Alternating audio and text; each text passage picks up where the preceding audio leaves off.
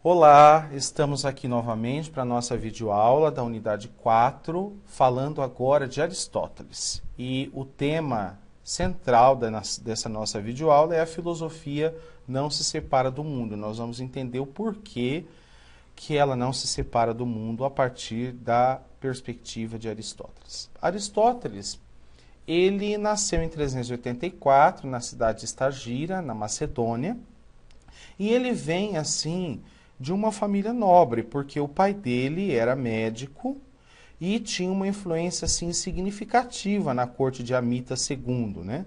E por conta disso, Aristóteles ele teve assim todo um cuidado educacional, ele teve assim, como a gente diz hoje, né, na linguagem aí nossa do cotidiano, Aristóteles nasceu num berço de ouro, sim, né?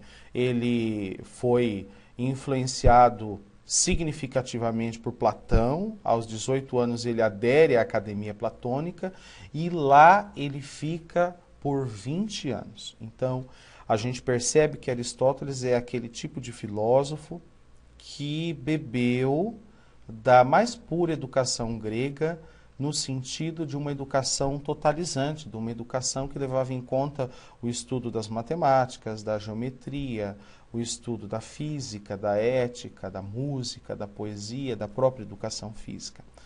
Foi com Platão que ele aprendeu o gosto pela filosofia e, de maneira especial, ele aprendeu o gosto pela metafísica, que nós vamos ver daqui a pouco, que não foi assim um termo cunhado por Platão, mas por Andrônico de Rhodes. Esse termo não aparece nos próprios escritos de Platão, mas foi através da vivência e da convivência com Platão que Aristóteles se interessa tanto pelas essências, se interessa tanto pelo suprassensível, por aquilo que nós não podemos atingir. Porém, é importante compreender que há uma diferença fundamental entre a filosofia de Aristóteles e a filosofia de Platão. Logo após a morte de Platão, e é preciso a gente retomar um pouco a história, aquilo que nós vimos nas nossas últimas videoaulas, falando a respeito da Guerra do Peloponeso. Não foi nosso objetivo aprofundar a Guerra do Peloponeso, mas só foi assim tomá-la como um substrato na compreensão histórica da filosofia de Platão naquele momento. Bom, a questão é que a Grécia ela vivia um momento de profunda crise no seu contexto político. Nós vimos que o estabelecimento da tirania dos 30, depois a tentativa de uma redemocratização, vamos dizer assim, do mundo grego, ela não foi assim efetivada. E a morte de Platão, ela inaugura um novo tempo para Aristóteles, que já é um tempo em que era preciso repensar o modelo político à luz de uma nova filosofia. E essa nova filosofia, esse redesenhar de um novo pensamento, ele já começa a se manifestar na sua forma muito peculiar, que foi a construção e a instituição do liceu, diferentemente da Academia de Platão. Então, enquanto que a Academia Platônica era uma escola onde se dividiam, né, aqueles que estavam mais próximos, aqueles que eram os mais próximos de Platão, estudavam num período diferente daqueles que não eram tão habituados à filosofia. O Liceu de Aristóteles era aberto a todas as pessoas, e não só aberto na concepção mesmo da compreensão dos conceitos, mas na própria estrutura, né? Enquanto que Platão dava aulas em lugares fechados, Aristóteles dava aula caminhando com os seus alunos, né? Caminhar em grego é peripatos, então a escola de Platão ficou conhecida, de Aristóteles, perdão, ficou conhecida como sendo a escola peripatética, porque ele criou aquele grande campus aonde tinha um espaço onde as pessoas podiam caminhar, tal como a gente vê nas grandes universidades hoje, tem aqueles monumentos, as salas de aula, a biblioteca, e na frente, ou atrás, ou do lado, nós temos as pistas, né, onde as pessoas caminham. E isso daí veio do Liceu de Aristóteles. Bom, mas não era só a questão da estrutura que estava em jogo, como eu falei para vocês, mas a iniciativa justamente era de romper com a tradição platônica, porque ela já não respondia mais a inúmeras questões, tanto do ponto de vista filosófico, como nós vamos ver no decorrer da nossa videoaula hoje, como do ponto de vista político. A proposta de uma república, como eu falei para vocês na videoaula passada, uma república platônica, ela não se efetivou, ela ficou realmente nas ideias, enquanto que a realidade, o mundo, o espaço público ficou deteriorado. Então, Aristóteles ele fez uma proposta um tanto mais empírica, um tanto mais realista para a cidade. Tudo isso do ponto de vista político. Mas o que nos interessa aqui é a reforma, vamos dizer assim, que o Aristóteles vai fazer na metafísica e na teoria do conhecimento. Essa reforma vai divergir por completo da proposta do seu grande mestre Platão. Bom, mas essa reforma começa como? É muito comum nós ouvirmos falar que Aristóteles é um filósofo da totalidade. Nós temos até uma expressão latina para designar isso, corpus aristotélicos, ou seja, um sistema aristotélico. Mas um sistema por quê? Aristóteles foi o primeiro filósofo a desenhar um modelo de ciência tal como nós temos hoje, né? E isso é um legado que nós trazemos do sistema aristotélico. Aristóteles disse, bom, há 3 tipos de ciências. As ciências ditas teoréticas, as ciências práticas e as ciências produtivas. Bom, mas por que o Aristóteles propõe uma divisão no campo das ciências? Em primeiro lugar, é preciso compreender que uma das coisas mais importantes, uma das coisas que mais chamavam a atenção para os gregos, era a ideia do movimento. Kínesis, em grego, significava movimento. Mas o movimento aqui, ele não deve ser entendido apenas como uma mudança de lugar, como nós comumente compreendemos. Eu pego e mudo um objeto de um lugar e coloco no outro. Mas a mudança diz respeito às variações qualitativas das coisas, as mudanças que, de alguma forma, atingem a essência dessas coisas. E isso já vem desde os pré-socráticos, quando nós vimos nas videoaulas passadas falando de Heráclito, onde tudo flui, onde nós não podemos entrar 2 vezes no mesmo rio, porque as águas já não são mais as mesmas, e nós também não somos mais os mesmos. Depois nós tivemos a posição contrária de Parmênides, que ele diz, não, existe sim uma estabilidade no mundo, o ser é e o não ser não é. Ou seja, já desde dos pré-socráticos, chegando em Platão, a ideia do movimento, a ideia de que as coisas elas perecem, de que as coisas surgem, mas elas também desaparecem, elas sempre chamaram a atenção.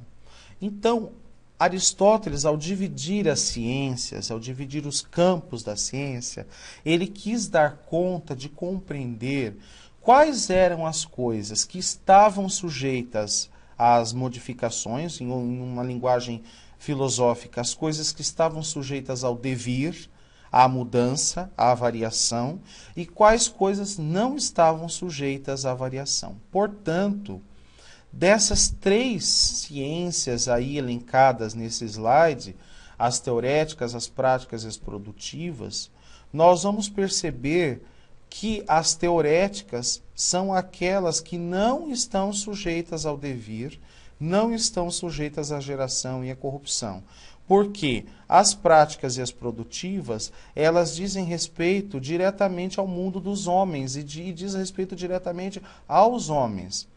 Então, a classificação das ciências, ela se dá também por uma necessidade filosófica, uma necessidade do pensamento em compreender a realidade. Quais coisas elas de fato são perenes? E como é que eu consigo apreender as essências? Aquilo que de fato é estável. As essências, elas estão aqui ou elas estão no mundo? Num outro mundo? No caso de Platão, no mundo supralunar, no mundo das ideias. Aonde é que as coisas estão? Bom, tendo em vista isso, nós podemos compreender que as ciências teoréticas, elas dizem respeito à física, à matemática e à filosofia primeira, que Platão denomina, que Aristóteles, denomina na metafísica como sendo teologia. Mas é estranho, não é? Porque a física, nós entendemos física hoje como sendo uma ciência que compreende o movimento das coisas. Mas como pode a física ser uma ciência teorética? Ela não é uma ciência prática? Ela não estaria vinculada mais à compreensão dos objetos do mundo físico? Como que ela pode estar dentro das ciências teoréticas? A física, ela se encontra justamente por aquilo que eu acabei de dizer. A física trata do movimento das coisas. E existem coisas nesse nosso mundo que elas estão sujeitas ao perecimento e existem coisas que não estão sujeitas ao perecimento, que na concepção do Aristóteles seriam os astros, as esferas celestes, que segundo ele, nós vamos ver daqui a pouquinho, eu vou mostrar para vocês, elas seriam quase que entidades nem materiais por completo, nem espirituais por completo, eles estariam ali num limite, num limiar. Eles não tinham essa compreensão dos astros como sendo rochas, como a gente tem hoje, duras, né? Mas ele acreditava que esses astros estavam circulando no céu num movimento circular, eterno e imperecível. E que as coisas do nosso mundo, elas podiam também ser compreendidas a partir das acidentalidades. Bom, as matemáticas a gente não precisa comentar tanto, porque as entidades matemáticas, elas de fato não estão sujeitas à corrupção nem à geração. O número 2, ele não perece nunca. A representação, eu posso desenhar na lousa 2 e posso pegar o apagador e apagar, mas ali é uma representação do número 2, não é exatamente o número 2, porque o número 2 existe em si mesmo e, portanto, ele não está sujeito a nenhum perecimento. 2 mais 2 é 4 aqui, em qualquer lugar, independente da distância, independente do momento em que se encontra. Mas, Aristóteles diz assim, a ciência que é assim primordial, aquela que está completamente sujeita, que não está sujeita nem à geração, nem à corrupção, é chamada de filosofia primeira. Mas por que filosofia primeira? Porque é aquela que busca as causas, aquela que busca as razões pelas quais as coisas são o que são. Ou seja, essa ciência que busca as primeiras causas, vamos dizer assim, os primeiros princípios, ela se encontra fechada em si mesma. Ela não está sujeita ao perecimento. Ela é uma teologia, é uma ciência de Deus, mas não uma teologia como nós entendemos hoje o conceito, porque hoje nós entendemos teologia, principalmente a teologia cristã, como sendo o estudo de um Deus que se revela aos homens. E na perspectiva de Aristóteles, esse Deus não se revela aos homens, como nós vamos ver daqui a pouco. Mas a teologia como uma explicação a respeito de Deus como sendo causa última e primeira de todas as coisas, como o primeiro motor que move o mundo sem ser movido por nada. Então, Em suma, dentro das ciências teoréticas, nós temos a física, a matemática, a filosofia primeira e a teologia. As ciências práticas, como eu falei para vocês, elas dizem respeito diretamente ao homem. São a ética e a política. Mas por que a ética? Porque a ética ela permite ao homem no interior da cidade estabelecer critérios racionais de como ceder à virtude, de como se afastar do vício. É o exercício da razão livre, que garante ao homem situar-se no mundo e compreender quais são ou qual é o seu papel dentro desse mundo. Então a ética, que vem do grego, ethos, né, numa tradução livre, comportamento, né, é o bom comportamento, aquilo que leva o homem a compreender a razão pela qual ele se encontra ali na cidade. E claro que a razão é sempre o bem, é sempre em vista do bem. Então, as ciências práticas, elas são práticas porque, de fato, elas exercem sobre o homem uma influência que vai atingir diretamente a cidade, que vai influenciar diretamente o comportamento tanto desse mesmo homem quanto daqueles que convivem com ele. E a política? A política é uma ciência prática porque é através dela que os homens conseguem estabelecer acordos, conseguem produzir a emergência do bem, conseguem produzir virtudes como justiça, temperança, coragem. É a política que auxilia o cidadão a construir leis, que também são justas, também são corajosas, também são temperantes. Então, a ética e a política acabam se tornando os dois sustentáculos para a produção de uma sociedade verdadeiramente democrática para os gregos, né? Os dois pilares, vamos dizer, da democracia grega é o princípio ético, o princípio político. Isso nós herdamos de Aristóteles, porque hoje a gente fala que para, de fato, a política ser verdadeira, ela tem que ser ética, né? E se ela não for ética, se ela não for sustentada por critérios racionais que permitam àqueles que exercem um poder deixar-se levar pela virtude e se afastar dos vícios, a política, se ela não for assim, ela cai na corrupção. E as ciências produtivas, como o próprio nome diz, ou poéticas em grego, né, é toda e qualquer forma de ação humana que tem como objetivo o quê? A produção de instrumentos de arte, de instrumentos que garantam a sobrevivência da cidade.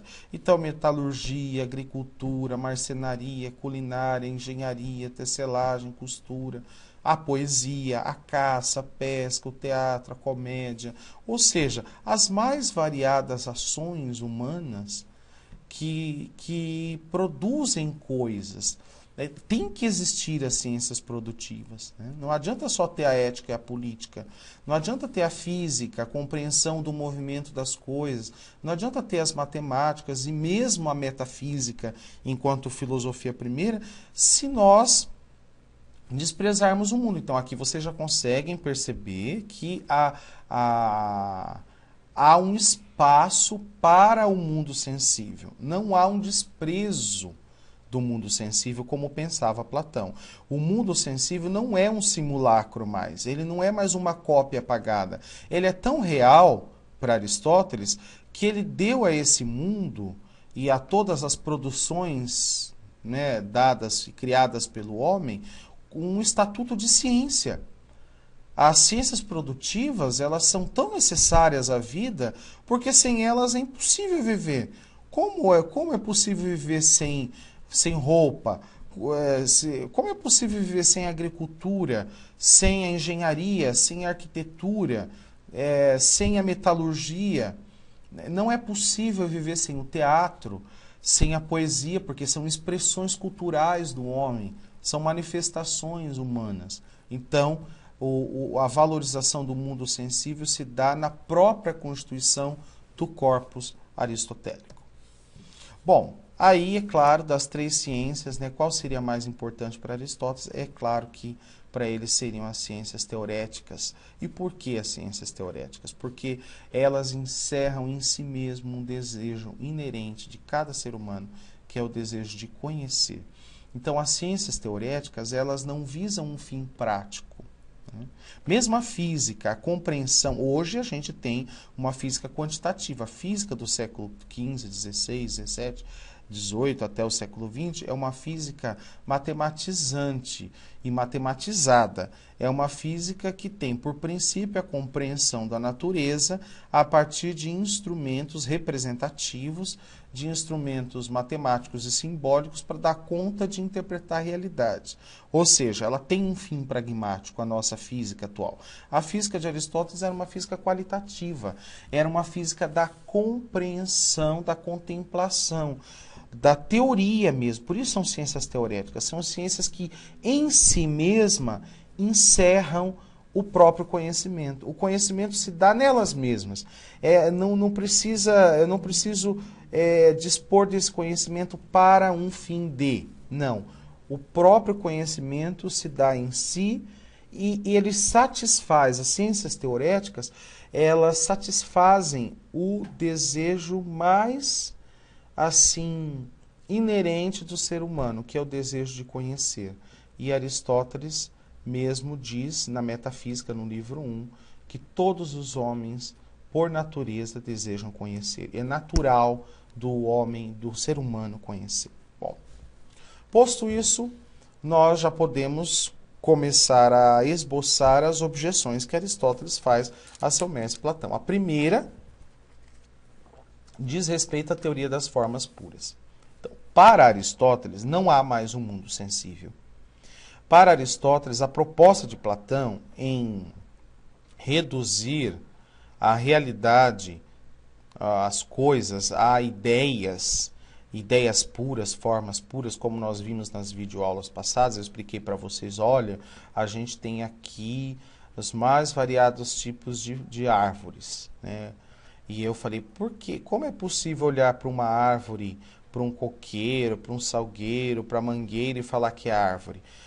Porque essas variações de árvores no mundo sensível correspondem a uma única ideia, a ideia de árvore, seria a arvoridade, vamos falar assim, que daria conta de abarcar todas as espécies, né?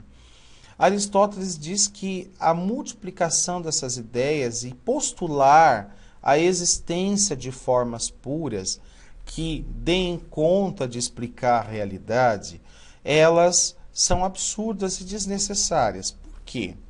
Porque, na verdade, se nós quisermos compreender as essências das coisas, segundo Aristóteles, se nós quisermos compreender como é que o mundo funciona, se nós quisermos encontrar os elementos últimos existentes, ou seja, as essências, aquilo que não varia, não é saindo do mundo, mas é estando no mundo, é buscando nas coisas essas essências e, por meio da intelecção, por meio do pensamento, abstrairmos das coisas essas essências. Então, não há necessidade de uma volta, de um lembrar, como dizia Platão. Conhecer é lembrar, né? Nós vimos isso. Lembrar do quê? Lembrar de que um dia nós contemplamos as formas puras e perfeitas, de que um dia a alma contemplou e antes dela se encarnar no corpo,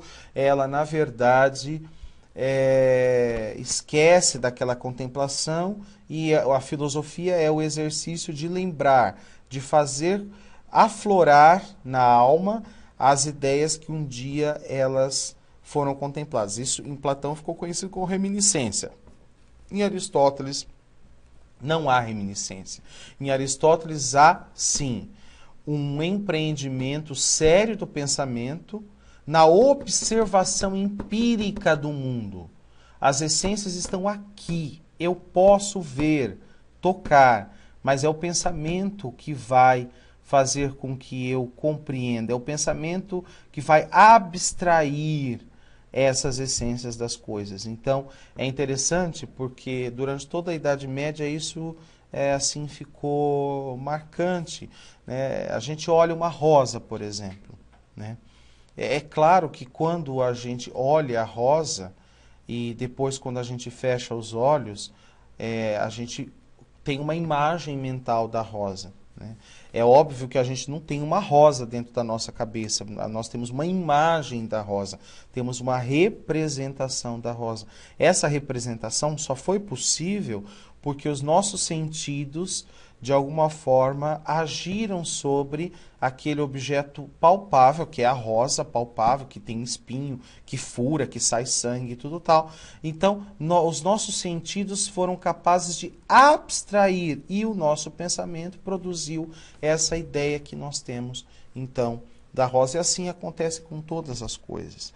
Então, a teoria das formas puras é desprezada do mesmo jeito que a desvalorização do mundo sensível é desprezada por Aristóteles. O mundo sensível tem que ser valorizado, sim. Não existe nada, diz Aristóteles, no intelecto que antes não tenha passado pelos sentidos. Essa é uma expressão forte em Aristóteles, mas é uma expressão que rompe com a dicotomia, rompe com esse movimento de recusa do mundo sensível. Tudo que temos na mente vem por meio dos sentidos. E Aristóteles é o filósofo, então, do empirismo, é o filósofo não materialista. Muito cuidado com isso. Aristóteles não é materialista no sentido de desprezar as essências, ao contrário, ele vai chegar a postular a existência da realidade, das realidades suprassensíveis, entre elas Deus, como nós vamos ver. Então, não é que Aristóteles diz, então tudo é matéria e acabou. Não é nada disso, mas a matéria existe e as essências estão nelas. Cabe ao pensamento, por meio de um esforço de abstração, extrair dessas coisas materiais a sua essência. Bom, aí eu falei para vocês, então, que o termo metafísica em Aristóteles, ele não foi cunhado por Aristóteles. Andrônico de Rhodes talvez tenha estabelecido pela primeira vez esse termo, né? Mas o que é metafísica, né? A palavra meta, em grego, aquilo que está além, e physis, natureza física. Então, metafísica seria tudo aquilo que está além da física, né? Além daquilo que é palpável. Mas, nossa, será que nós estamos retomando, então, o platonismo assim, velado, escondido? Não é nada disso, né? A proposta de Aristóteles à metafísica é uma proposta de conhecer as realidades na sua individualidade. Então, ele catalogou milhares e milhares de plantas, catalogou milhares e milhares de espécies de animais, porque, diferentemente de Platão, Platão diria, não preciso catalogar as coisas, é só eu contemplar a ideia, por exemplo, de cachorro, que todos os outros espécies que eles adentram dentro dessa ideia. Aristóteles ele foi catalogando um por um, determinando o gênero, espécie de cada um. Então, na verdade, o conhecer para Aristóteles não é o lembrar, mas o conhecer é buscar as causas. E aí é uma coisa muito importante, porque a metafísica é o estudo das causas, é o estudo dos porquês, não só do porquê, mas do que é uma coisa. E esse o que é uma coisa é justamente a essência dessa coisa. Então, a metafísica tem por princípio buscar o sentido ou dar uma resposta àquilo que faz com que uma coisa seja essa coisa. O que faz o homem ser o homem? O que faz uma planta ser uma planta? O que faz com que um cachorro seja um cachorro? Será que é só o fato dele ter ossos, dele ter carne, dele ter sangue? É também, mas não é só isso. É o fato dele ter alguma coisa que, independente dele ser branco, dele ser preto, dele ser amarelo, dele ter uma pelagem mais curta, uma pelagem mais longa, o faz ser cachorro. Nesse caso, para Aristóteles, é a existência de uma alma sensitiva. Do mesmo jeito, as plantas. O que faz uma samambaia ser uma samambaia? O que faz uma margarida ser uma margarida? O que faz uma rosa ser uma rosa? Não é o fato dela possuir espinho, no caso da rosa, ou a margarida possuir pétalas e ser tão delicada, né? A samambaia ser assim tão frondosa e bonita.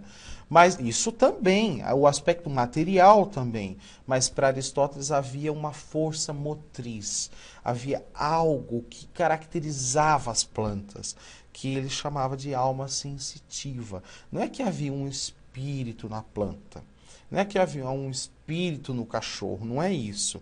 Mas há alguma coisa que dá identidade para o animal, há alguma coisa que dá identidade para a planta. Por exemplo, todo cachorro tem fome, todo cachorro tem sede, todo cachorro caminha, todo cachorro late. Mas o que faz isso?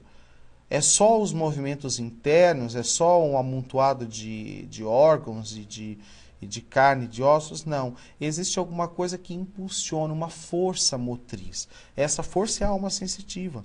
Do mesmo jeito, a planta, o que faz ela crescer? O que faz ela virar para o sol? Será que é só a estrutura dela, o caule? Será que é só o fato dela ter componentes químicos? Né? Se fosse só isso, Aristóteles seria assim, um filósofo profundamente materialista. Mas existe alguma coisa que garante a ela essa essencialidade. Uma coisa que se eu tirar dela, ela deixa de ser. Então, ou seja, algo que não posso tirar, que nesse caso seria essa força motriz, seria a alma vegetativa. E no caso do homem? No caso do homem, Aristóteles diz assim, existe uma alma racional. O homem é dotado de vontade, o homem é dotado de liberdade, o homem é dotado de desejo. E é isso que faz o homem ser homem. É isso que o diferencia das plantas, é isso que o diferencia dos animais, é isso que o diferencia das pedras. O homem é um ser essencialmente racional. Se ele é alto, se ele é baixo, se ele é branco, se ele é negro, se ele é gordo, se ele é magro, isso é acidente. Ele pode ser o que for, mas ele não pode deixar de ser racional. A racionalidade, a vontade, a liberdade constituem a essência humana. Então, a metafísica busca isso. A metafísica busca conhecer as causas, procura conhecer as essências. E aí é que está a beleza do pensamento aristotélico, porque não existem só as formas puras, como pensava Platão, mas existem várias maneiras de se falar o ser. Existem várias maneiras de se conhecer as essências. E aí Aristóteles diz justamente que o objetivo da metafísica é buscar as causas, os princípios primeiros, entender o ser enquanto ser, ou seja, o ser nele mesmo, compreendido na sua mais pura essencialidade, deixando de lado os acidentes, como eu falei para vocês. Ser branco, ser negro, ser gordo, ser magro são um acidente, mas ser racional, ter vontade, ter liberdade. Então a metafísica é o estudo desse ser, dessa essência última. É também o estudo da substância, como nós vamos ver daqui a pouco, e, claro, o estudo de Deus e das substâncias suprassensíveis, no caso dos astros, dos seres. Então, é isso. A metafísica estuda 4 coisas: as causas e os primeiros princípios, o ser enquanto ser, a substância, e Deus e as suprassensíveis, no caso dos astros. Bom, quando nós falamos aqui que o objetivo da metafísica é justamente as causas e os primeiros princípios, para Aristóteles, todas as coisas do mundo, todas, podem ser explicadas a partir de 4 causas, ou seja, todas as coisas que existem no mundo possuem 4 razões de ser. É isso que ele está querendo dizer. Uma primeira razão é a causa formal, a segunda é material, a terceira é eficiente e a quarta final. Nós temos aqui um desenho do lado aqui de uma pessoa, de um oleiro fazendo um vaso. É belíssimo esse trabalho, porque é um trabalho assim muito individual, onde ele consegue imprimir ali, dar o seu caráter naquela obra. Então nós temos aqui do lado direito, no primeiro quadrinho, nós temos uma pessoa amassando o barro. Então ali nós temos a matéria. A matéria o que que é? Qual que é a causa material do vaso? O barro, nesse caso. Poderia ter sido feito de bronze, poderia ter sido feito de estanho, de ouro, de ferro. Nesse caso nosso aqui é de barro. Então a causa material é o barro. Mas veja bem, o que que adianta o barro ser o barro se ele não adquire uma forma de vaso?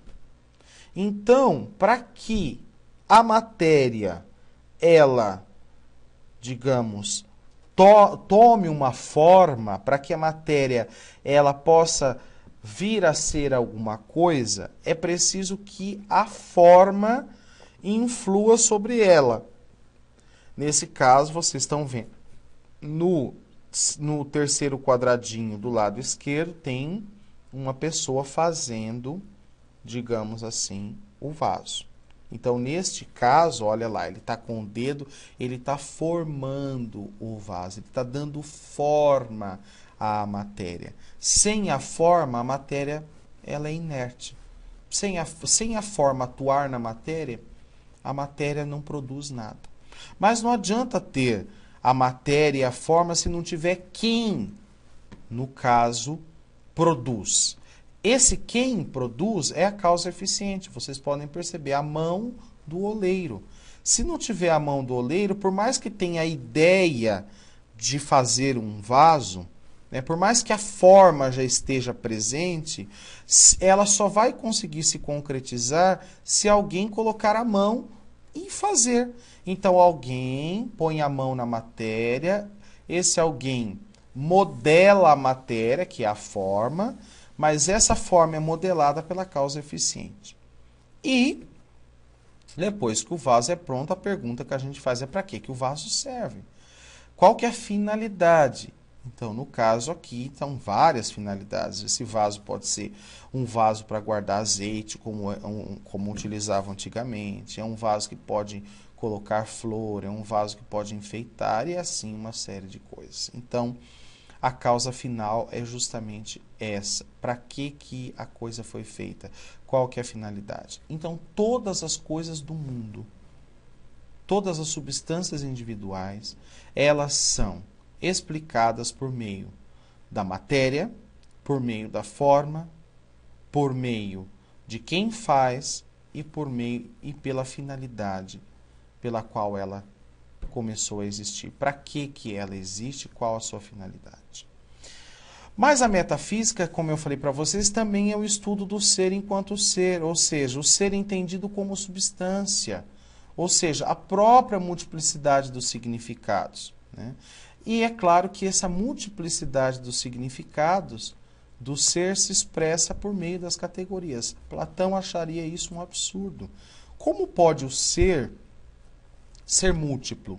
Como pode o ser ter vários significados? Ele não aceitaria, mas Aristóteles não.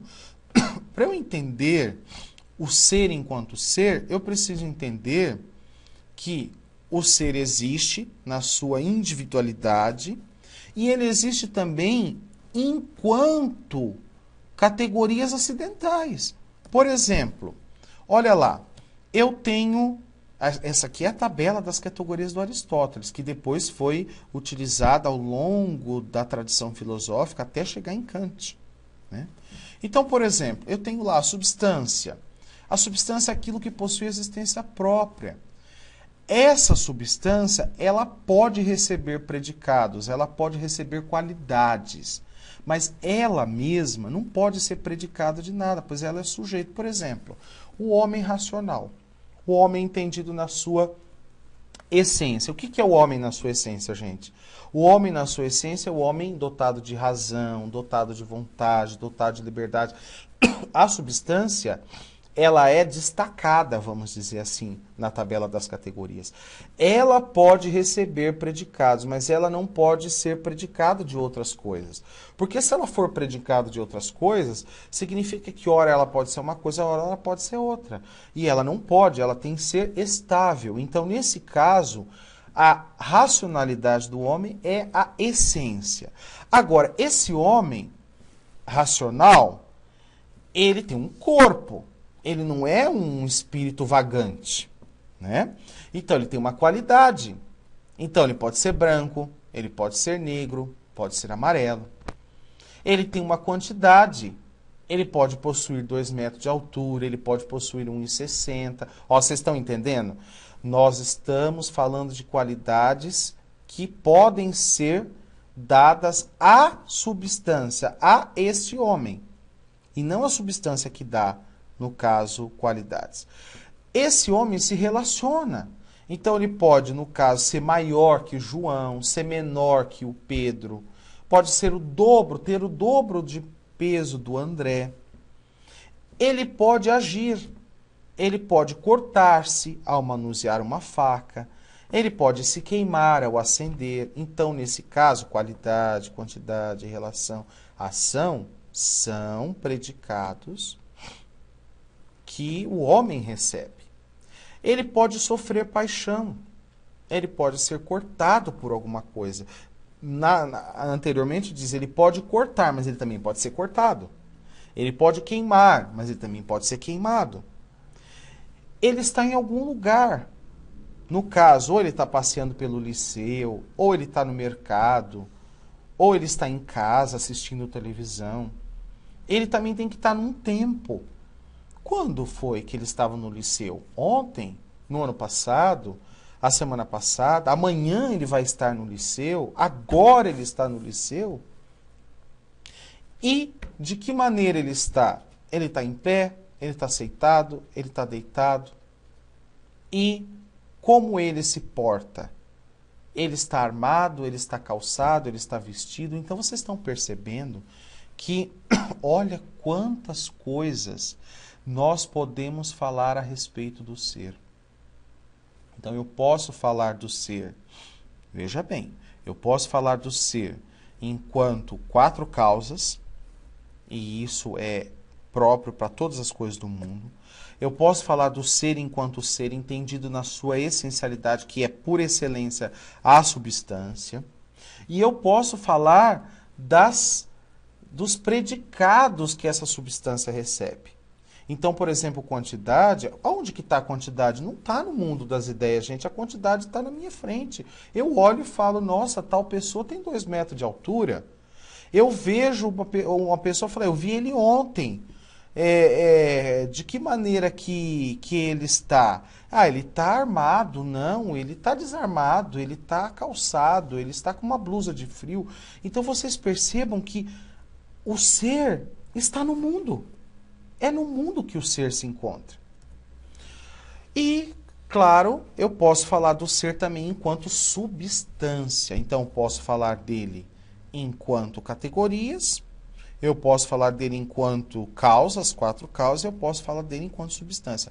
Mas o que é substância para Aristóteles? Então, substância para Aristóteles é a forma, substância para Aristóteles é a matéria, e substância para Aristóteles é a forma mais a matéria, que ele denomina de sínulo. E a palavra substância em grego é ousia. Ousia significa exatamente aquilo que eu posso compreender pelo pensamento, porque ele me é acessível. Então, a substância pode ser forma, pode ser só matéria, mas também pode ser a matéria unida à forma. Quando é só forma, né, pura, né, vamos dizer assim, sem matéria nenhuma, como no caso, por exemplo, dos anjos. Né? Os anjos são o quê? Os anjos têm carne? Não tem. Quando a gente fala que um anjo tem asas, é uma representação. Mas a gente sabe que anjos são espíritos puros, criados por Deus. Eu estou falando dentro de uma tradição cristã, é óbvio. Não estou falando que o Aristóteles está postulando a existência de anjos, né, gente? Mas eu estou dizendo só para a gente entender que existem coisas que são formas puras, né? O próprio Deus, como nós vamos ver. né? Então, no caso, quando eu entendo a substância como forma, ela deve ser compreendida como essência do ser. É aquilo que eu falei para vocês, é aquilo que faz uma planta ser uma planta. No caso, a forma da planta é a alma vegetativa. Ah, mas é a matéria? A matéria é o caule, a matéria é todos os elementos químicos que constam, as raízes, as folhas e as pétalas e tudo que existia ali. No caso do cachorro, a mesma coisa. Então, a forma do cachorro é a alma sensitiva. E no caso do homem, por exemplo, é a alma intelectiva ou a alma racional.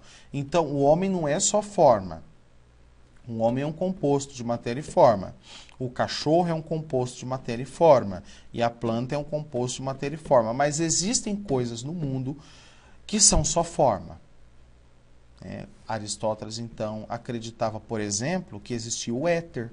A história do éter é uma história que só veio a se desfazer depois do advento da modernidade, do século XVII para o século XVIII. O que era o éter? Acreditava-se que o éter era uma quinta essência do universo.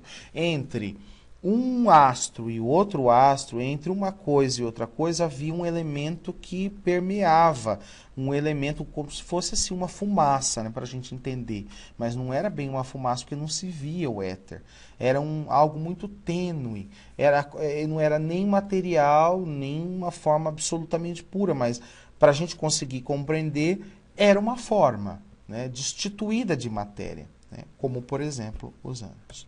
A matéria, nós já sabemos, é o elemento material, no qual a forma trabalha, né? É claro que as coisas precisam de matéria, porque senão elas ficariam, no caso as coisas do mundo, né, elas ficariam indeterminadas por completo. Então era preciso que a forma agisse sobre a matéria. Então o barro é matéria, o ouro é matéria, o fogo é matéria, os 4 elementos, terra, fogo, ar e água, são matérias, né? E sobre eles as coisas, sobre eles a forma incide, trabalha e ela produz as coisas do mundo. Então a matéria também é uma substância, só que é o seguinte, a matéria ela é uma substância no sentido fraco da expressão, né?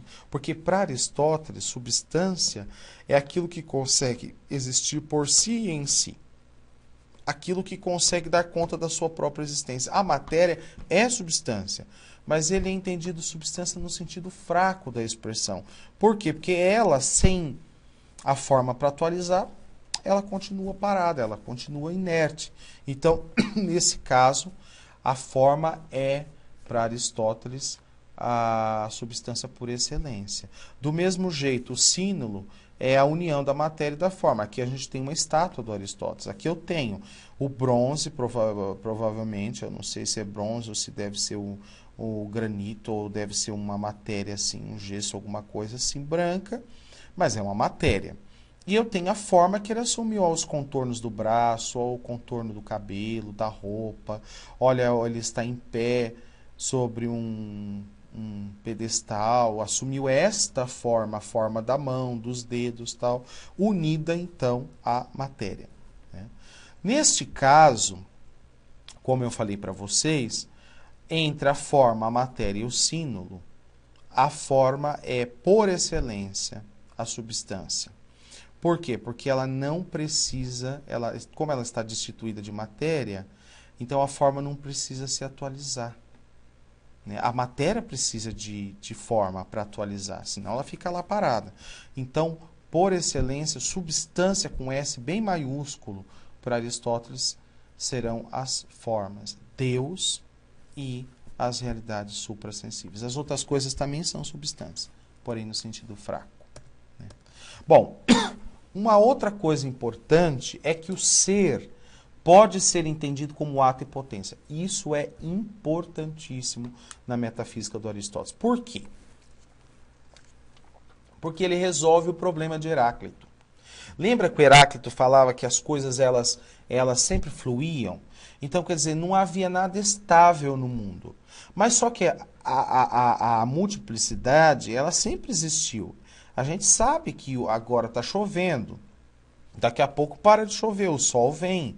Aí seca o chão, mas daqui a pouco chove de novo e o chão seco molha e assim as coisas vão indo, né? Então Aristóteles, para resolver esse problema, ele postula a sua doutrina do ato e da potência. Mas o que é a potência? A própria palavra potência já explica para a gente. A possibilidade é algo que pode vir a se tornar alguma coisa. Ora, o que é que pode vir a se tornar alguma coisa? É a própria matéria. Então, vocês lembram lá no slide do barro? O barro está lá. O barro ele pode ser um monte de coisa. Ele pode ser um vaso redondo, quadrado, triangular. Ele pode ser um tijolo, ele pode ser até uma mesa, ele pode ser qualquer coisa. Então, a potência é a possibilidade, a capacidade que uma coisa tem de receber forma, de atualizar-se em algo. Agora, no caso, o ato, ele é aquele que atua sobre a matéria, ou seja, é a forma. Lembra que nós falamos no caso das 4 causas, a material, formal, material, a eficiente e final? Pois então, se nós temos a matéria ela permite que eu trabalhe sobre ela. E eu faço o que eu quiser sobre ela. Eu pego uma árvore, por exemplo, eu faço uma mesa, faço uma cadeira, faço uma lousa, faço uma casa, posso fazer uma casa, posso fazer o que eu quiser com a madeira, né? Posso fazer um pedestal. Agora, o que vai fazer com que essa madeira seja tudo isso daí, ou alguma coisa? É a forma. Se não, e claro, né, se não tiver quem trabalhe, mas não adianta quem trabalhe se não tiver um modelo. A forma é como se fosse um mapinha, como se fosse um modelo, né? Então eu primeiro vou lá e faço igual o arquiteto. O arquiteto lá, o engenheiro, ele não faz uma planta? A planta é a forma, né? Então depois que ele vai agir sobre a matéria, né? Ele não especificamente, mas os pedreiros eles vão produzir a partir da forma, né? Então essa forma ela é impressa na matéria. Então a gente tem aqui um binômio, né? A gente tem de um lado a matéria e a forma. A matéria corresponde à potência e a forma corresponde ao ato. Por quê? Porque a matéria é possibilidade, então, ou seja, a matéria é potência. E a forma é sempre ato, porque a forma não precisa de nada para atualizar, é ela quem atualiza. Ela é um modelo de atualização. É ela que faz com que a coisa seja o que ela é, né? Bom, a importância da doutrina é resolver o eterno dilema dos eleatas acerca do movimento. Então, as coisas, elas são assim. Eu tenho na minha mão um grão de feijão. Aquele grão de feijão, ele é um grão de feijão em ato. Ele está na minha mão aqui agora. Só que dentro dele carrega a potência, a possibilidade de vir a se tornar um pé de feijão. O que vai fazer com que isso daí se torne de fato um pé de feijão? É a forma. É a forma que vai atualizar aquilo que está latente, aquilo que está lá dentro da semente, né? E é óbvio que tem que ter condições para isso. A forma tem que ter condições para atualizar a matéria. Então, ou seja, não adianta nada ter um grão de feijão em cima da mesa, porque apesar dele ser em potencial um pé de feijão, mas se ele não está nem na água, nem na terra, ou mesmo se ele não estiver dentro de um ambiente propício à reprodução, ele não tem como a forma atuar, né? Então, nesse caso, todas as coisas do mundo, as coisas sensíveis, elas se movimentam, elas se transformam, elas acabam vindo a ser outras coisas porque existe uma atuação constante da forma sobre a matéria. Por exemplo, uma criança. Uma criança, ela é criança naquele momento, em ato ela é criança, mas em potência ela vai vir a ser o quê? Um jovem. E quando ela for jovem, em potência, ela tem a possibilidade de vir a se tornar o quê? Um adulto. E quando ela for adulta, em ato, dentro dela há a possibilidade de se tornar-se uma pessoa idosa. Quem vai fazer isso, quem vai fazer essa passagem da potência para o ato é justamente a forma. É a forma que vai fazer as condições que vão permitir a emergência desse novo ser. Então, não há um mundo paralelo. a explicação da multiplicidade, a explicação da variabilidade, a explicação do porquê que as coisas elas nascem, perecem, porquê que as coisas elas mudam, estão nas próprias coisas, né? Então, por que, por exemplo, nossas células envelhecem? Por que a gente morre? Porque em nós existe a possibilidade da morte, né? E é claro que essa possibilidade vai se atualizando, a forma vai agindo na medida que o tempo vai passando, não é? E aí os radicais livres e toda aquela explicação biológica vai dar conta de explicar por que a gente vai morrer. Nós vamos morrer porque em nós já existe a potência da morte, né? E assim com todas as coisas que existem no mundo, com todas as coisas que existem no mundo. Porque existem coisas que não são, que não fazem parte do mundo, que não estão sujeitas à geração e à corrupção. Por exemplo, Deus. Deus não está sujeito à geração e à corrupção. Deus não é matéria e forma. Deus é ato puro. Em Deus não há essa possibilidade de vir a ser alguma coisa. Ele é. Isso Aristóteles já dizia. Do mesmo jeito que os astros celestes, né? Ele acreditava que os astros também, né? Eles eram assim, esferas puras, perfeitas, né?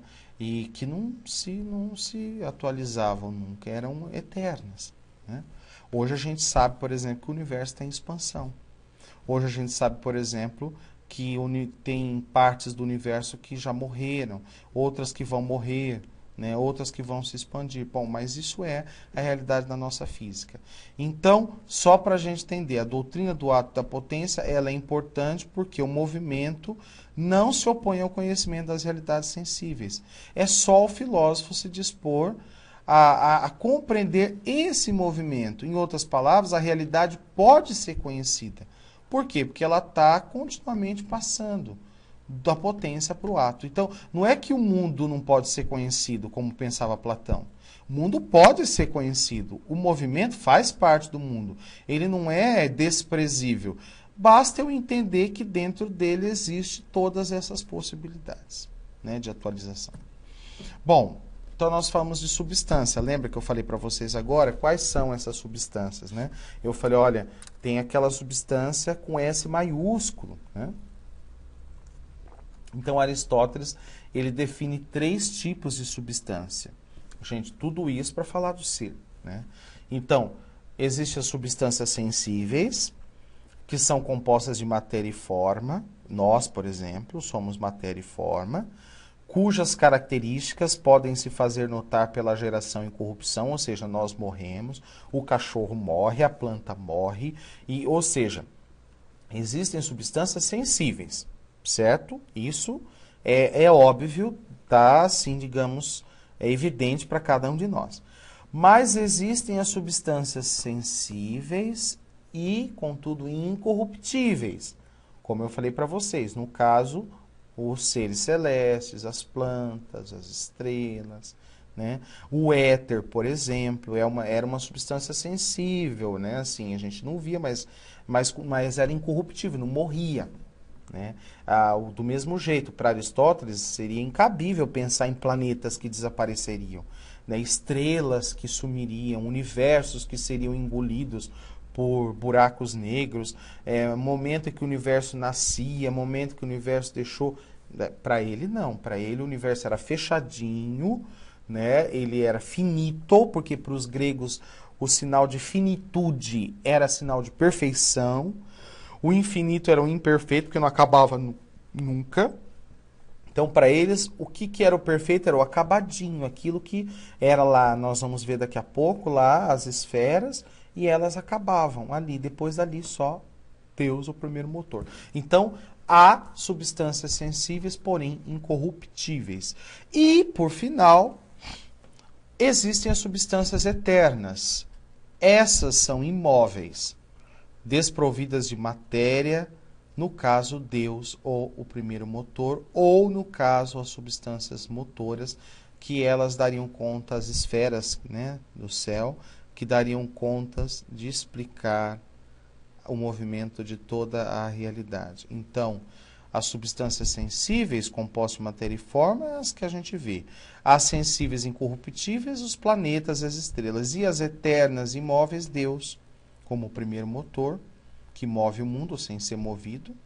E as outras substâncias motoras. Ele acreditava que havia outras substâncias no universo que moviam as outras. Essas, elas eram desprovidas por completo de matéria. Agora, a pergunta é a seguinte, né? Quando a gente olha para um cavalo e a gente fala assim, como é que eu sei que esse cavalo existe? Ué, ele existe, é só ir lá, né? Não há esse dilema, né? Não existe essa ideia, como de fato o cavalo existe. Eu vou lá, ponho a mão no cavalo, não é? Nós não estamos no mundo platônico que aquele cavalo que está na minha frente é um simulacro. Não, de jeito nenhum. O cavalo é real, eu posso ver, olhar e tocar. Agora, e as substâncias suprassensíveis? Como é que eu sei que elas existem se eu não estou vendo? Se eu disse que elas são incorruptíveis, né, e se elas são imóveis, como é que eu toco? Né? Aonde é que eu encontro essa? Como é que eu sei, em última instância, que Deus existe? Para Aristóteles. Bom, a questão é a seguinte. Existem duas realidades no mundo que também são incorruptíveis e que nós não podemos negar, que é o tempo e o movimento. Agora, é preciso entender que o tempo, ele é uma sucessão que acontece no movimento. Então, 1, 2, 3, eu vou, digamos, sucedendo um fato ao outro. No caso, para Aristóteles, o tempo, ele era eterno. Por quê? Por que o tempo é eterno? É muito interessante, isso está na física do Aristóteles, né? Porque assim, se o tempo, ele fosse criado, vamos pensar assim, que o tempo, ele não é eterno, né? Que o tempo teve um momento de aparecimento. Se ele teve um momento de aparecimento, então significa que existiu um antes do aparecimento, e existiu um depois. Ora, antes já é tempo, não é? E depois também já é tempo. Então o tempo sempre existiu. Não tem como o tempo não existir, não tem como o tempo para Aristóteles ser uma criação. O tempo é eterno. E como eu falei, se o tempo é uma sucessão no movimento, então é óbvio que se eterno é o tempo, é o próprio Aristóteles falando. Eterno também vai ser o movimento. Pronto. Então, não é assim uma coisa absurda. Nossa, como é que Deus existe? Ué, se o tempo e o movimento existem, e se eu posso compreender pela minha razão, a partir da perspectiva filosófica, gente, pelo amor de Deus, nós não estamos falando aqui de um Deus revelado agora. Nós não estamos falando de um Deus que se demonstra para o homem como sendo um Deus de amor, um Deus de paixão. Não, esse Deus é impessoal. Esse Deus do Aristóteles, ele não tem tendência a olhar o mundo. Nós vamos ver isso daí. Só para frisar bem isso, porque nós falamos Deus e de repente Deus, a gente vai fazendo uma confusão na cabeça, né? Então, se há um tempo eterno e um movimento eterno, é porque deve haver um primeiro princípio que seja a causa tanto do tempo como do movimento. Ou seja, não pode estar a esmo.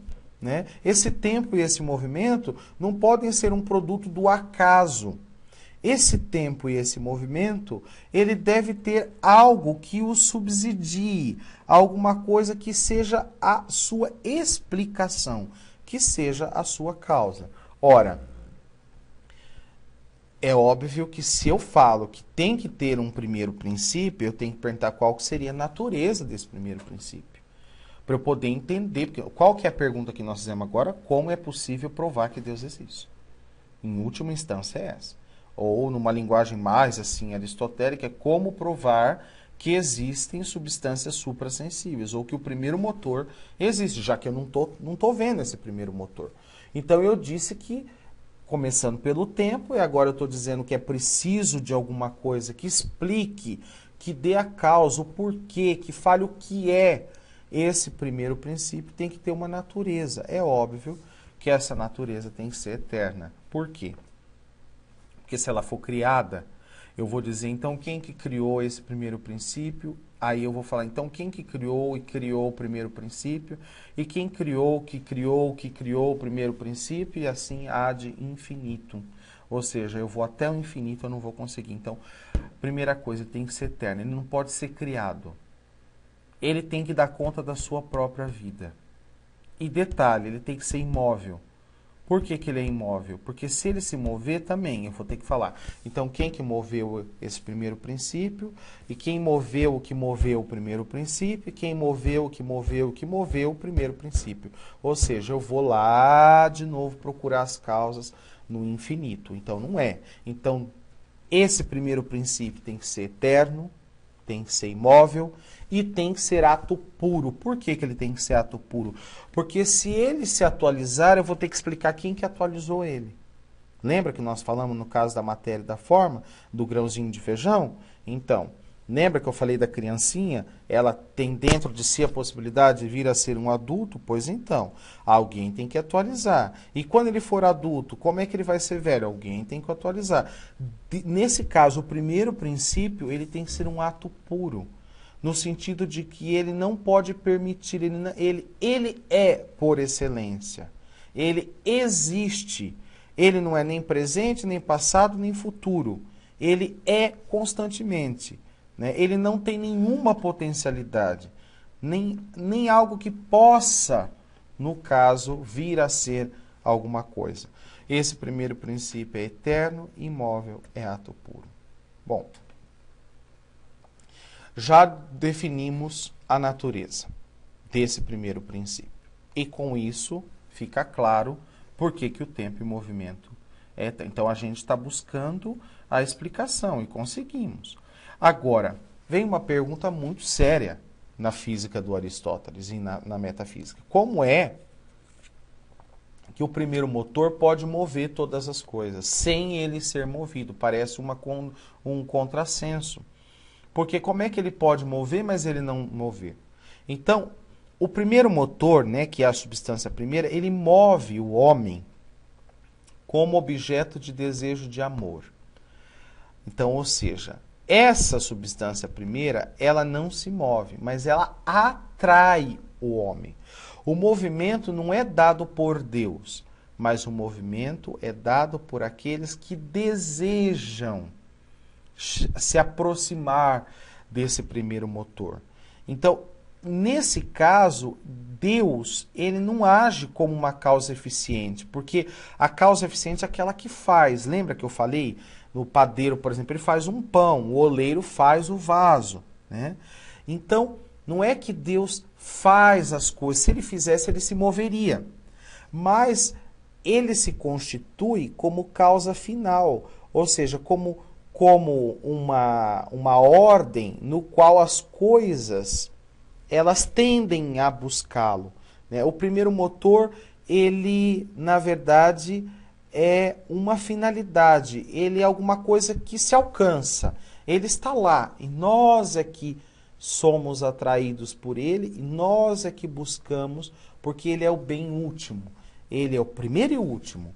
Ele é o alfa e o ômega, né? Numa linguagem cristã para a gente entender, porque é daí que o cristianismo bebeu para a compreensão desse Deus como princípio e fim de todas as coisas. As coisas começam e terminam nele, e quando terminam, começam nele, certo? Mas não é ele, aí é importante, não é ele que faz, né? Ele é causa final das coisas, ele não é causa eficiente, porque se ele fizesse, ele se moveria, né? Então é por atração. Então aqui tem um belíssimo trecho da metafísica, onde eu faço questão de ler que é um dos trechos mais belos do Aristóteles, porque fala da natureza desse Deus. Então eu cito: de tal princípio, portanto, dependem o céu e a terra. Depende o céu e a terra, o princípio do quê? De Deus. E o seu modo de viver é o mais excelente. Por quê? Porque é o modo de viver que nos é concedido só por um breve tempo. E naquele estado ele é sempre, ou seja, para nós o presente é tão fugaz, que ele passa assim instantaneamente. Então, por um breve tempo a gente é. Mas, ó, tudo que eu falei para vocês agora já acabou. já está no passado. E tudo que eu vou falar está no futuro, ainda não foi. O presente é só um pouquinho, é só instantâneo, é um instante. Deus, ele vive sempre o presente. Ele não se atualiza nunca. E a gente fica só um pedacinho nesse presente. Então, por isso que o modo de viver dele é o mais excelente. Por quê? Nós vivemos brevemente. E naquele estado, ele é sempre. A nós é impossível, mas a ele não, pois o ato do seu viver é prazer. E também para nós a vigília, a sensação e conhecimento são sumamente aprazíveis, justamente porque são ato, e em virtude dele também esperança e recordações. Se, pois, nessa feliz condição, na qual nos encontramos às vezes, Deus se encontra perenemente, é maravilhoso. E se ele se encontra numa condição superior, é ainda mais maravilhoso. E é nessa condição que ele se encontra efetivamente. E ele também é vida, porque a atividade da inteligência é vida. E ele é justamente aquela atividade. E sua atividade, que subsiste por si, não depende de ninguém, é vida ótima e eterna. Dizemos com efeito que Deus é vivente, eterno e ótimo, de modo que a Deus pertence uma vida perenemente, contínua e eterna, pois é Deus. Ou seja, Deus não é fragmentado, nós é que vivemos a vida fragmentada. Nós não sabemos o que vai ser o futuro. O futuro nos é incerto. O passado já foi, e quando nós olhamos para trás, olhamos apenas as recordações. Deus, ele olha a totalidade, porque ele é a própria totalidade, ele é o próprio presente. Ele nunca é passado, nunca vai ser futuro, ele sempre é constantemente. E esse estar constantemente é o que constitui o ato puro, porque a potencialidade é o vir a ser, é o desenrolar. Eu sempre falo aqui, olha, é assim, é como o rocambole, né? Nós, dada a nossa condição humana, nós vemos o rocambole sendo enrolado assim gradativamente, sabe? A gente vai fazendo o rocambole, põe o recheio, enrola, põe o recheio aos pedaços, né? A gente vê assim fragmentado. Deus olha o rocambole inteirinho, já de uma vez, né? Desenrolado, enrolado, ele já vê por completo. Por quê? Porque o Deus de Aristóteles é esse Deus que tem uma vida ótima.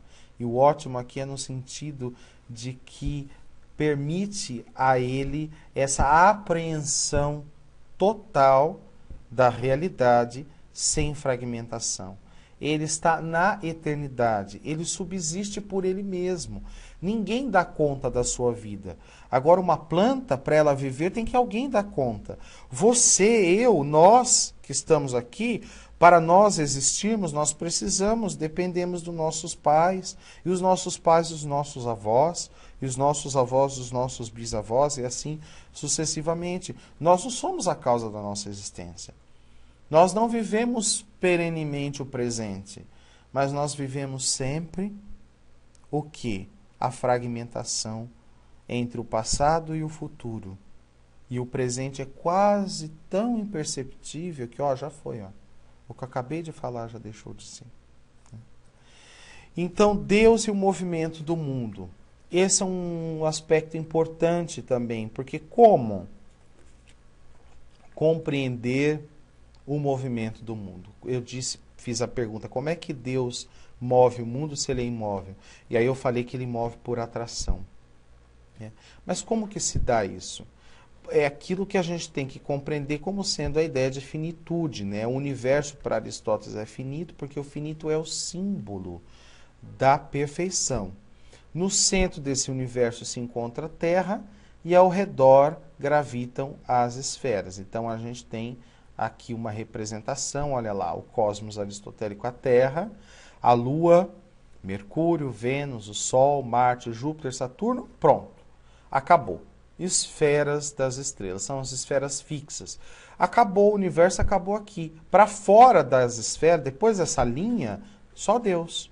Não tem mais ninguém. Deus como o primeiro motor imóvel. Então, acima da Terra se encontram o quê? As esferas distribuídas, como eu falei para vocês.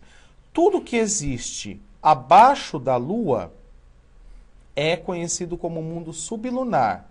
E tudo que existe acima da Lua, o mundo supralunar. Mercúrio, Vênus, Sol, Marte, Júpiter, Saturno, tudo supralunar. Abaixo, a Terra. Tudo que está acima da Lua, ou seja, participa de uma realidade diferente da realidade sublunar, porque a realidade sublunar é a realidade da corrupção e da geração. A realidade supralunar é a realidade dos incorruptíveis. O Sol não se corrompe, Marte não se corrompe. Vocês estão percebendo umas bolinhas pretas aqui nesse universo? São as esferas, são essas esferas que moveriam as outras esferas, tá vendo? Olha lá, tem umas setinhas apontando Sol, Marte, Júpiter, Saturno. Ele acreditava que essas esferas fixas, aqui na última camada, a esfera das estrelas, elas eram atraídas pelo primeiro móvel e elas iam como que por uma sucessão causal, mecânica, elas iam movendo essas esferas pretas e essas outras esferas iam movendo os outros astros, Marte, Júpiter, Sol, Vênus, Mercúrio, e até chegar na Terra, e a Terra ia movendo todas as coisas que existiam. Quase que um mecanismo, digamos assim, de movimento que explicaria. Mas tudo começou pela atração dos primeiros móveis das estrelas que estavam no céu. Então, os planetas estavam dispostos em círculos concêntricos, sendo que na última camada, como eu falei para vocês, estão as esferas fixas, imóveis e eternas. Mas como é que as esferas se movimentam no interior? A saída foi que Deus movia diretamente, por atração, como ele vimos, as primeiras esferas, e essas de modo indireto as outras demais esferas, como se fosse num movimento mecânico. Né? Então Deus movia diretamente por atração as primeiras e as demais eram movidas numa cadeia de causas moventes. Bom, o desafio que fica para a gente desse pensamento aristotélico para o cristianismo, que é isso que interessa ao nosso curso de introdução, é a compreensão, o que o cristianismo vai fazer com isso. Né? São 4 pontos que eu achei assim fundamentais. Poderiam ter mais, mas esses são os fundamentais.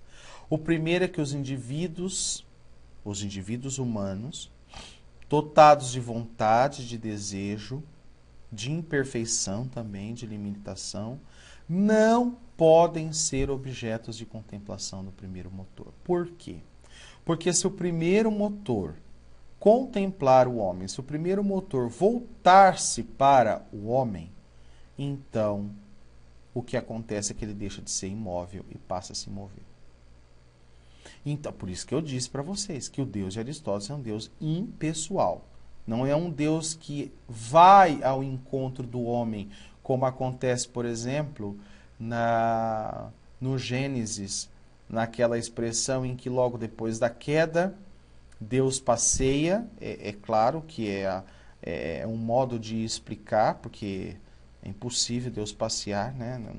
O passear faz parte de alguém que tem pernas e braços, se Deus não tem pernas e braços, mas o fato é que o autor sagrado, para tornar acessível a compreensão, o autor sagrado Deus passeava todas as tardes no jardim, e Deus chama o homem: Adão, Adão, Eva, onde estás? E eles falam: olha, Senhor, nós estamos aqui escondidos.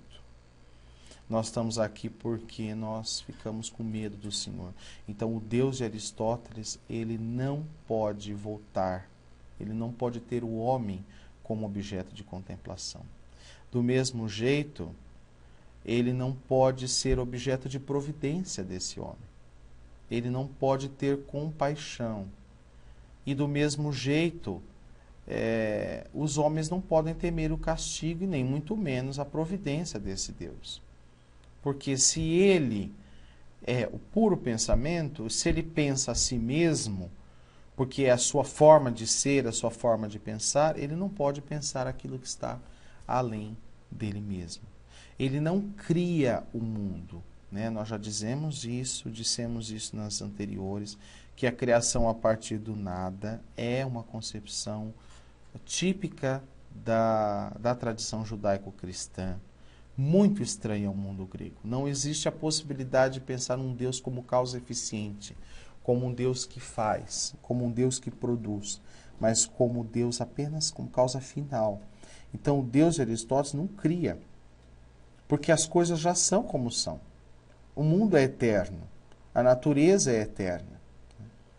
E é óbvio que se ele não é capaz de criar, ele também não é capaz de amar o homem de maneira individual, né? Porque o homem não é uma criatura saída das mãos de Deus. No caso da tradição cristã, Deus cria o mundo por uma vontade, ele cria por amor, ele cria porque ele quer criar, como diz Santo Agostinho nas Confissões.